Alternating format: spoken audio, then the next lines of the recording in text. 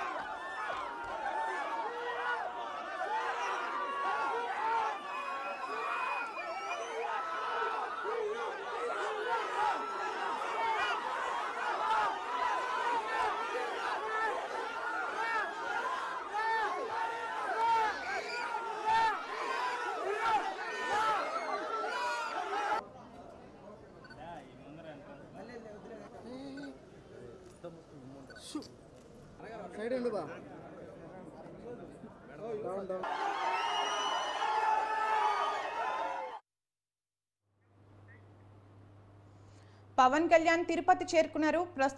ప్రస్తుతం ఇదే అంశంపై మరింత సమాచారం మా ప్రతినిధి హరిబాబు అందిస్తారు. హరిబాబు చెప్పండి. తరంగిణి పవన్ జనసేనది సంబంధించి కూటమిలో భాగంగా 27 స్థానాలకు తీసుకోవడం జరిగింది. అందులో భాగంగా చిత్తూరు జిల్లా నుంచి తిరుపతి స్థానాన్ని జనసేన కోరడంతో తెలుగుదేశం పార్టీ కూడా ఆ స్థానాన్ని త్యాగం చేస్తూ జనసేన పార్టీ కేటాయించడం జరిగింది. ఈ నేపథ్యంలోనే చిత్తూరు ఎమ్మెల్యేగా ఉన్నటువంటి ఆర్ శ్రీనివాస్ని జనసేన పార్టీలో చేరడంతో ఆయనని జనసేన పార్టీ తిరుపతి అభ్యర్థిగా పవన్ కళ్యాణ్ నిర్ణయించి ప్రకటించడం కూడా జరిగింది.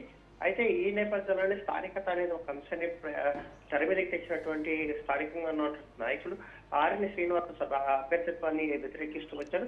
అయితే చంద్రబాబు నాయుడు, బీజేపీ నాయకులు కూడా పూర్తి స్థాయిలో ఆర్ఎన్ శ్రీనివాస్ మద్దతు ప్రకటించిన నేపథ్యంలో ఆ పార్టీలో అంతర్గతంగా కొంత విభేదాలు ఉండడంతో దానికి సంబంధించి కూటమిలోని అందరి నాయకులతో మాట్లాడాలని పవన్ కళ్యాణ్ నిర్ణయించుకోవడం జరిగింది. ఆ మేరకు నిన్న రాత్రి తిరుపతికి చేరుకుని తిరుపతిలోని ఒక ప్రైవేట్ హోటల్ అతను పార్టీకి సంబంధించిన అన్ని కూటమిలోని నాయకులందరితో సమావేశమై వాళ్ళది ఉన్న అపోహలన్నింటినీ తొలగించే ప్రయత్నం చేశారు. దీంతో కూటమి అభ్యర్థి ఎవరైతే ఉన్నారో ఆర్ఎస్ శ్రీనివాస్ పూర్తి స్థాయిలో మద్దతు ఇస్తామని చెప్పి జనసేన, తెలుగుదేశం పార్టీ నాయకులతో పాటు బీజేపీ నాయకులు స్పష్టం చేయడంతో పవన్ కళ్యాణ్ వచ్చిన పర్యటన ఏదైతే ఉందో అది సబలీకృతమైందని చెప్పాలి. తరంగిణి.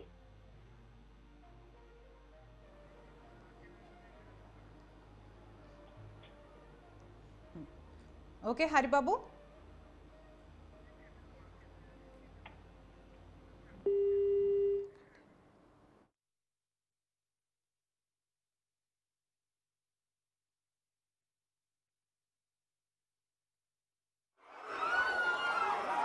మా అధినేత పవన్ కళ్యాణ్ గారితో నాతో సుదీర్ఘమైన భేటీ సార్తో వేయడం జరిగినది.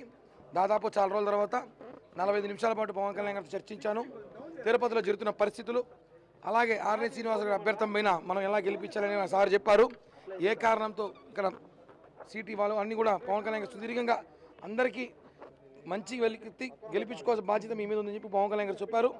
అలాగే నన్ను కూడా రాబోయే 2 నెలల్లో నీ భవిష్యత్తు నేను చూసుకుంటా, నీకు నేను భరోసా ఇస్తా, ఉన్నత స్థాయికి తీసుకెళ్తా, ఇప్పటిలాగే ఎప్పుడు కూడా నువ్వు వైసీపీ నేతల్ని నిద్రపోని కూడా రాత్రులు ఎన్నో గడిపించాలని చూసుకోవాలి. రాబోయేది మన ప్రభుత్వమే. చంద్రబాబు గారు అలాగే మోడీ గారు, పవన్ కళ్యాణ్ గారి 3 కూటమిలు మన ప్రభుత్వం రాబోతోంది. ఖచ్చితంగా నీ కష్టం 2014 ముందు నుంచి నువ్వు పడుతున్న కష్టానికి తగిన గుర్తింపు ఉంటుంది.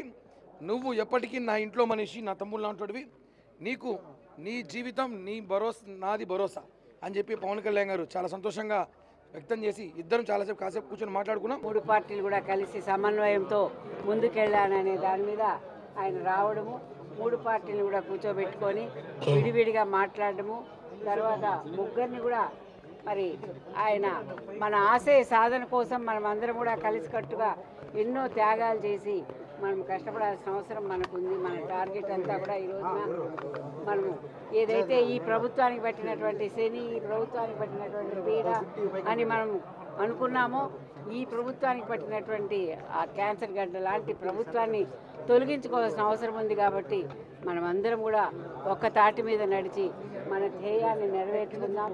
మన పిల్లల భవిష్యత్తు, మన ఫ్యూచర్ ఏదైతే ఉందో మన భవిష్యత్తు గ్యారంటీని మనం ఈ రోజున కొట్లాడి ఈ యుద్ధంలో, ఈ ఎన్నికల్లో పోరాడి సాధించుకోవాల్సిన అవసరం మనకి ఏర్పడింది. కాబట్టి మీరందరూ కూడా ఆ విధంగా చెయ్యాలని నేను ఇంత దూరము మీ అందరినీ కూడా సమన్వయపరచడానికి వచ్చాను. మీరు గుర్తించి అవసరాన్ని మనం ఈ రోజున అత్యవసరంగా తీసుకొని మనం తప్పకుండా పోరాడి మనం ఏదైతే ధ్యేయంగా ఎందుకు కలుసుకున్నామో దాన్ని